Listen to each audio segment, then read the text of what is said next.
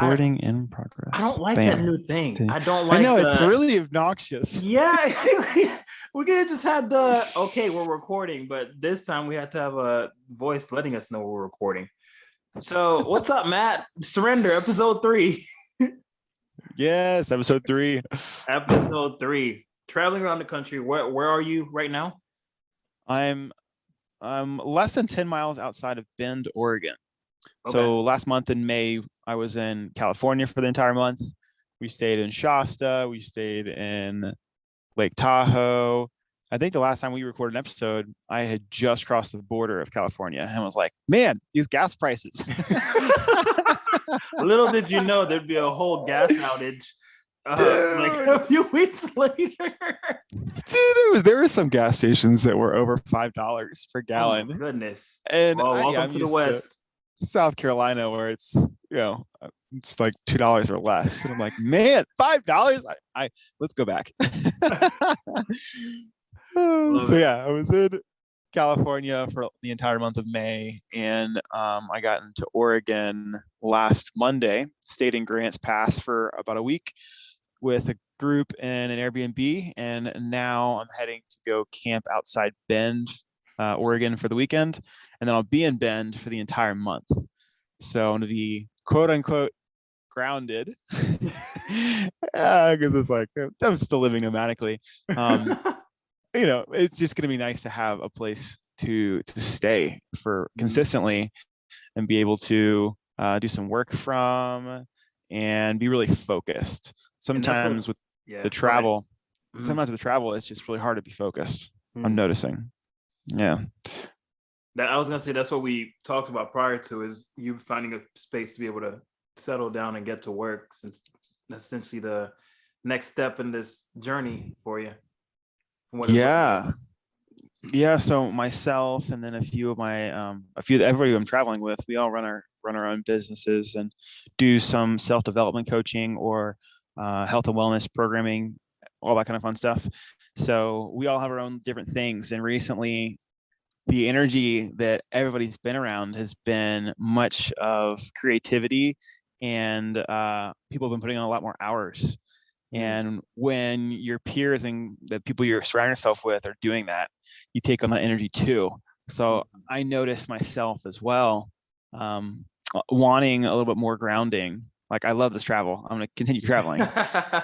Maybe stay places longer than a week so we can get into this deep work focus sessions, because that's typically how I work best. If I have like 4 or 5 hours and just blocked out for one assignment and just go. And travel can make that hard because like yeah I'm gonna spend over 4.5 hours today in the car.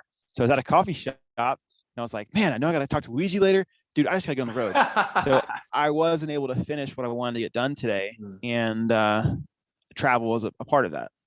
Interesting, yeah. And I am easily frustrated, and I've opened up about that on social media. I have some anger issues that I'm working through, and how do you deal with that frustration of that? Because from what it sounds like, and I'm projecting here, that travel is it's a nuisance in some cases. So Yeah, how? Go ahead. it can be. It's also sometimes like I noticed on the drive today, as I was getting frustrated and like, I'm driving and I'm trying to work on my phone. I'm like, oh, this is definitely not healthy. My car beeps at me every time if I get too close to the lanes, it's like beep, beep, beep. I'm like, stop. But it also tells me, man, I am not driving straight. Like if it keeps Wow. beeping at me, I'm not driving straight. And what I try to remind myself is, look, dude, I'm in Oregon right now. Look at the trees that Wow. are around me. Look at that mountain over there. I'm like, sure, I'm frustrated that I can't work. What else can I do and take advantage of this time? And Yeah. it could be just admiring what's around me. Hmm. I'm That's reading a ideal world. I'm not there. Like, I'm there. I'm like, yeah, you see that pretty tree, put this Instagram post or like I think whatever, that like. I think that take is a lot more genuine. I'm reading the book Nonviolent Communication, NVC, currently. I'm not finished with it. But it talked about anger is essentially an alarm system. It's like our whole body is just letting us know we need to know this, and this need needs to be fulfilled. So whatever need it must be of like movement or whatever it may be, that frustration builds and builds and builds until it's like your whole body needs to do it. Or my whole body, I'll speak, excuse me, in first person.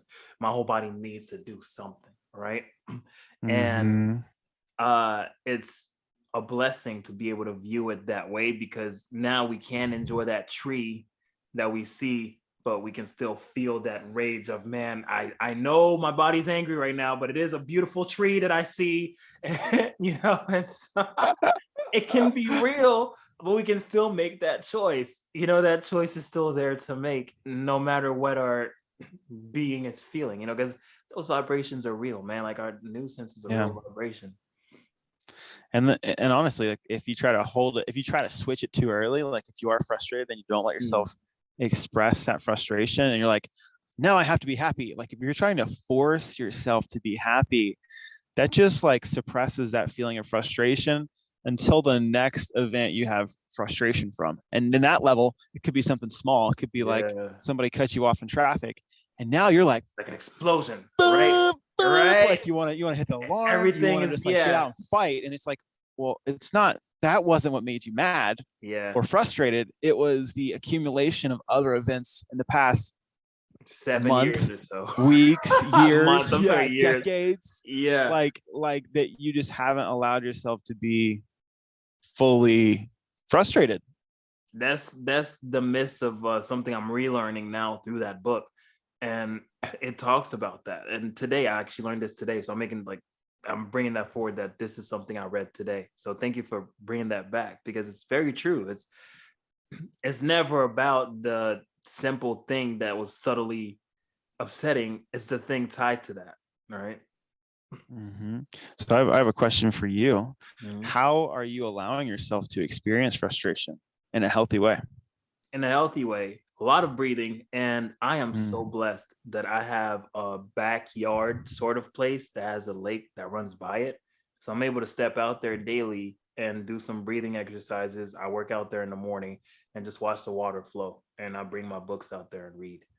And so it, God's plan. You know, some things I just couldn't, I couldn't have prayed for something like that to happen, especially during this time with the pandemic and everything changing. And the future being different than what any of us imagined it to be in 2019, you know. And so having that place to go to and saying, I'm okay here, I'm good here, I'm safe here, I'm okay to remember, I'm okay to experience, you know, that is a place that took me a while to finally get to, but I'm glad that there is a space and arena for me to keep going there and allowing myself to say those things to myself, you know. Mm. Dude, that's I am safe is one of the, it's like I have a daily journal practice, and Mm, that is the first mantra statement that I write down every day. It's like, I am safe, wow. and then feel it. Because it allows you, like if you're safe, then you're allowed to feel the feelings, whether it's anger, frustration, sadness, hurt, whatever. It's true. But if you're not safe, you're gonna bottle it back up until that next event comes, and then that's just gonna keep rising its level. It's like, no, if I'm safe to express myself using nonviolent communication with Right. other people, or I'm safe to be sad. And I'm gonna Yeah. cry outside my backyard, like I'm safe to that's be those things. Yeah. yeah, Yeah, man. that's good. Are you so you're enjoying nonviolent I communication? am. And this really good guy, he recommended for me to read it from his Instagram story. You may know him. Very good gentleman. His name's Matt. It's me. Yeah, man. So thank you for that. Thank you for that recommendation. It's been a huge aid in me being able to assess situations as is and go about them, you know. Yeah, it's like the the language, like the English language is not designed to, it's almost designed to be violent in a way. Like that's kind of what I got from the Interesting way book, to say it. Yeah. is that it's not, isn't designed to effectively express our emotions and feelings. Mm, And the framework that book lays out is super helpful of observing a situation, being super objective and specific on what is going on, expressing how that makes you feel. And when you use the word feel, it needs to be something you can truly feel. Like it could be like Yes. it's like an emotion, like sadness, anger, not I feel like you. You, yep. That's Yeah. fucking violent. That's so violent. You have declared war at this point, sir. Or like, or you made me. Nobody Mm. makes you feel a certain way. You made me feel Feels sad. He's like, no, you feel sad because back the first part, the specific event triggered something inside me to make me feel this There we way. go. Precisely. This is Yeah. what I need. It's part 3 of that. Can you fulfill that with a request at the end? So it's like, those are the 4 parts. Yeah. Objectively state what happened. How does it make you feel? What need or want do you have? And asking the person, not demanding it, but like, would you be willing to do Right. this for me? And being okay if they say no. Precisely. And I like to use the first person and describe, because it made it more clear. It's like, okay, this is I'll use Luigi. This is I as Luigi. And these are the boundaries I'm setting in order for me to be the full Luigi I can be around you and be closer to you. You know, and so I really appreciate that animation, because it really does provide a safer space for us to just be ourselves, you know, express our feelings properly and just be ourselves, because a lot of magic can happen when we do that. Yeah, being ourselves and owning that the emotion and feeling and needs and wants that are triggered inside of us are ours, and they're not somebody else's. So it's like going back into, yeah, you make me feel, or because of this, I feel this way. It's like, no, this triggered me. So like the emotions that we just talked about, frustration, anger, like even somebody cutting off, like that person cutting you off, they made me this way. It's like, no. They triggered something. That feeling was already inside you. Yeah. Wow. And you just need to own that. Yeah. And express it. Forward. And express it properly. Yeah. Dude, such a great framework. I want to go to one of their courses. I really want to go to one of their courses. Oh my goodness. I also learned about nonviolent screaming.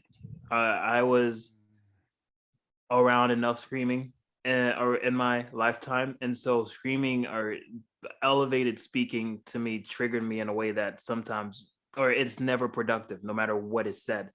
And my head doesn't accept it as productive. And so reading about nonviolent screaming and saying, use first person, saying, I feel upset or I feel triggered due to these things that are presently happening, is completely nonviolent. It's just also a way to properly express what the body is doing. You know, it's like, what a new concept to learn about. There is a way to say, I am in a place of discomfort and this is what's happening, you know?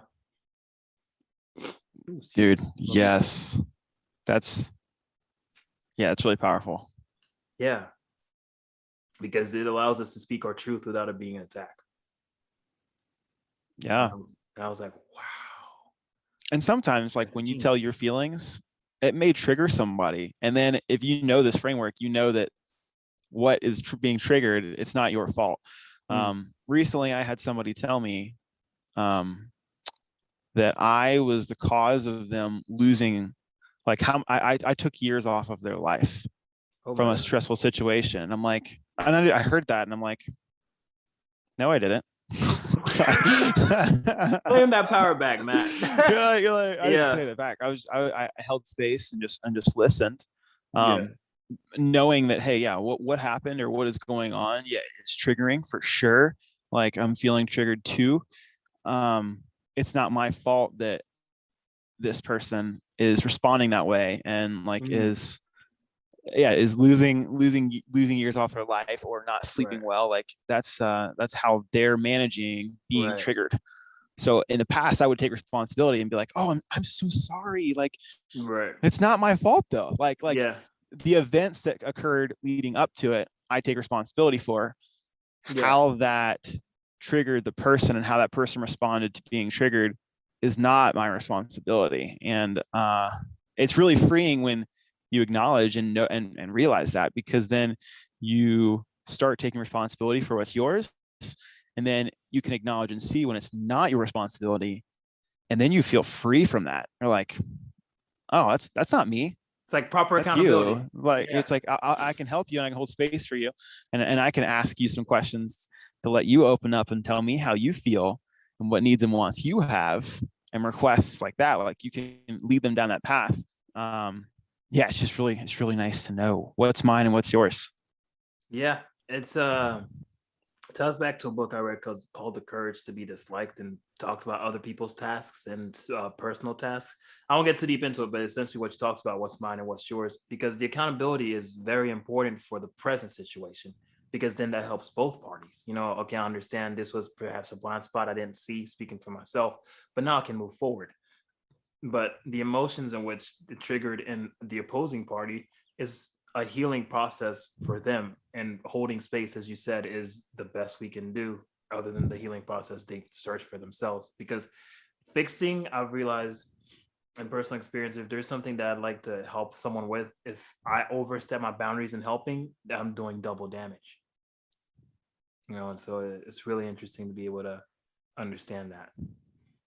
Yeah, it's holding space. Like a good analogy that I learned before was like, you're holding the bucket for somebody. So typically, like, if you're holding the space, you're asking the questions, you're being there, and you're holding the bucket for them to like throw up or vomit in. The key,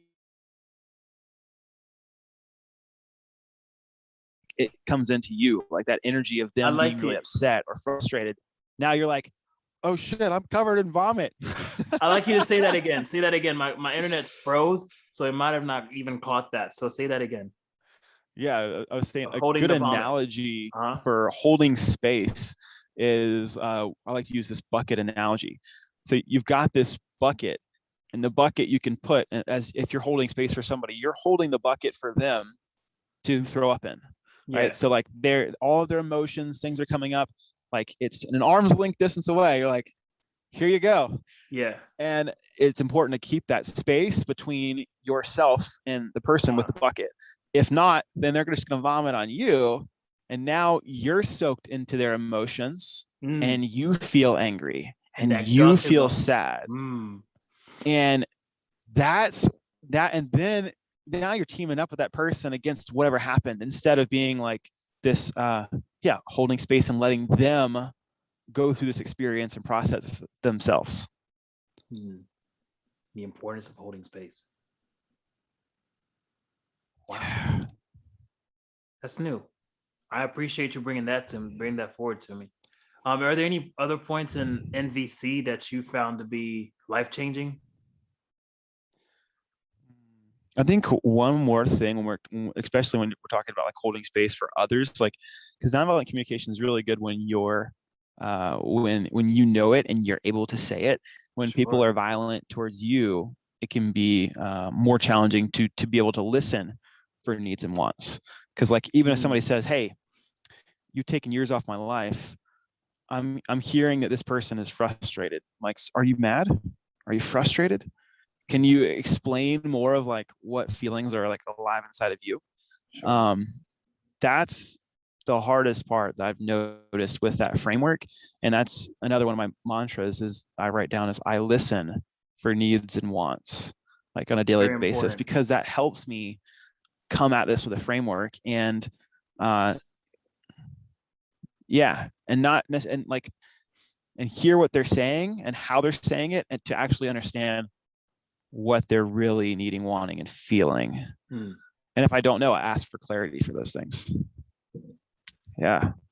That's noble, man. That's very noble to be able to catch that and find that. And how has your life changed, I should ask, since you've read NVC? Like, has it been because halfway through it, or let's say about 70% through it at this point, I've surely been educated on many things in my life, but communication in a nonviolent way really changes the perspective of we can just be human. There's not a underlying fear in speaking to anyone at this point, because when certain boundaries are properly set and they're overstepped, the accountability is now glaringly present. And so there isn't this fight for, you don't listen to me, you don't do this to, that this, once the Mhm. tools are properly built, we no longer have these conversations. We no longer have these sort of conflicts if we use the tools properly placed. And like you said, being able to do so in the English language, which is already set up for off jump. What'd you say? You know, what do you mean? Uh, uh, You yeah, yeah, know, so it's for a for a culture that doesn't really like conflict, the language itself is full of conflict. You know, it's interesting, and I'm saying that from just a standpoint of being a wallflower personality. I've noticed that Mm. it's a non-conflicting cult, but the language itself has a lot of conflict, and so do our lives. So being able to properly speak on conflict with no stress, with no fear of lashing out, with no trauma response, really allows for the communication to build much rather than um, fearful confrontation. Yeah, two things come up when you say that. First is to be able to fully express your feelings, and being raised in a culture where like men or Mm, like if you're an athlete, you don't really talk about feelings, yeah. right? So after reading that and being like, ooh, I'm gonna start talking more about my feelings and being open with those. And yeah, like if I was scared and just saying, yeah, I'm scared, like, Mm, and just being able to open up, that's something I'm currently working on. And definitely it's not perfect, still has much room for growth there. And yeah, but when you start to do that, when you start to open up and express how you feel, other people also are going to feel safe enough to start talking about how they feel too. precisely. And I think this is a divine work essentially too, because there is a point in time where we're now realizing that our emotional intelligence is very important to us growing as men. You know, because we haven't been offered that tool with what we've grown up at, like you said, sports teams or just the culture we've seen on TV and what's being like what is a man, and the emotional part of it is out the window. It's like be a man. Yeah. It's like, oh, there are some very angry men out there, and we should talk about that. we should talk about this. Like, Are you angry? Why are you right. angry? Why am I angry? I'm not angry. Like, we should have a conversation about this, guys. Like, there's a lot of us, and it's yeah, it's right on time, but it's also very urgent. And I'm glad that we're able to speak into that and look into that to make some action. Yeah. And to add it on to the violent communication, or just like how our language works with it, especially men, text messages are the worst. Aren't they? Dude, I read text messages and I'm like, is this person mad at me? It's Like, interesting, and I'm grateful for that book. That book taught me how to text, really, because I'm like, right? Yes. that book taught me how to text. I was like, how can I text in a way? Excuse me, my nose is a little runny today. How can I text in a way that I can get the point across and let the person know this is out of love and I'm just speaking my truth to you? You know? Yeah. And there's so much that happens in tone. Like, hey, can you do this for me? And instead of like, hey, can you do this for me? So Right. sometimes if I'm like, you know what, I'm just gonna send an audio message because I don't know, because I want to come across as We I should want to talk come from about this this. place of love, right? Yes, we should talk about this, right? Because I do think about tone after I press send. I'm like, okay, so that needs to come off. Hello, hello. But I'm also realizing that it's a double-sided coin, because my texting is now teaching me how to speak too. Right? From reading that book, I'm learning how to text. But now when I text, I'm like, oh, I don't really have to explain myself when I say something that's truthful and short. Oh, this makes life a lot easier. You know? So, it's great, man. It's just stressful sometimes. We gonna be all right. We gonna be all right. We will. We will. Oh, yeah, man. Yeah, man. Well, given the past month and catching up, that's all I have, man. I'm grateful that you're able to hop on this call and pull over for us to catch up. Do you have anything that you'd like, something that you've learned over the past month that you'd like to bring forward before we close this thing off? Hmm. What have I learned this past? That's a good question. I'm Yeah, gonna think about that one. I can say mine real quick. Yeah, And go my, for yours. because I think I Yeah. told you this when I first got on the call, but I wasn't recording it. But I said that perfection is not a love language because you texted me at 4 p.m. your time and it's 7 p.m. my time, and I start freaking out. I'm like, I'm 3 hours late on this. And I'm like, yo, dude, I'm so sorry. I'm running back to my laptop and I'm doing all this. And they're like, dude, take your time. And I'm like, he doesn't mean that. I'm gonna, like there's a voice in there that's telling me beat yourself up Hmm. because you're not right on time, because you're not perfect. You don't Hmm. deserve that true love. And I'm like, oh my gosh, there is a tiny part of myself that believes that perfection is gonna grant me love one day. It's gonna grant me that unconditional, I got your back. If I'm perfect, then I'm always okay. Someone will always have my back. And then my entire being was like, dude, you're not gonna be perfect here. That's the whole point of you being here, you know? And so that was my big lesson learned today, is that perfection can't buy love. That's good. I got mine now. Now that you said that, it feeds off that a little bit. So, one of my other mantras, I have a lot. I have like a list of My mantras that I brother write share down all every the morning. mantras. They're so good. One of them I was writing is that I'm patient with others, and then I realized after writing it a few times, because sometimes I'll write them and then I'm like, you know what, this sounds better. Hmm. I was writing it and I was like, wait a second, before I can be patient with others, I Hmm. have to be patient with myself. Talk about it, Matt. Talk about it, brother. All right. Okay. Okay. Friday night church. Talk about it. Yeah, man. It was just when I was writing others, like it just didn't connect. I'm like, how am I gonna be patient with others? And then just like this light bulb came on. It's like, dude, you haven't been patient with yourself. Like, give yourself space. Like you're talking about holding space for others. Are you holding space for yourself? And yeah, so the moment I realized that and I started giving myself more space and allowing myself to be more patient, then like yeah, like things say, I'm like, oh yeah, we had a call at 4. It's like, oh man, 30 minutes later. I'm like, cool, I'm good with that. Like, and that's more because I'm allowing myself to be patient with things like whether that's like business related, whether that's finance related. It's like, it's okay, I'm gonna be patient. I know that this is gonna work out. The universe is gonna work for me. God's gonna be there for me. He's gonna provide. So with that, yeah, that's been really helpful this past month with a lot of stuff that's going on in my life. Is I've noticed I'm more patient with others now after sitting with that and writing that every morning. I am patient with myself, and then I write after that. Then I'll be like, I accept others for where they are, or I could Wow. put I'm patient with others too. So yeah, that's a Matt good lesson that I learned Shiver. this week. Wow. Yeah, man. It's amazing. That is amazing. Well, any last words?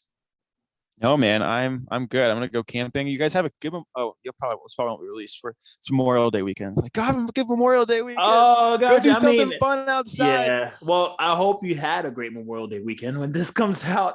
Yes. We can get the audio portion up probably before Memorial Day. It's a video that's gonna take some time. Yeah, that's cool. So, If not, it's still go do something fun outside. sounds good. Yeah, go do something fun. Uh, hug your loved ones. Tell the people you love that you love them, and do your best.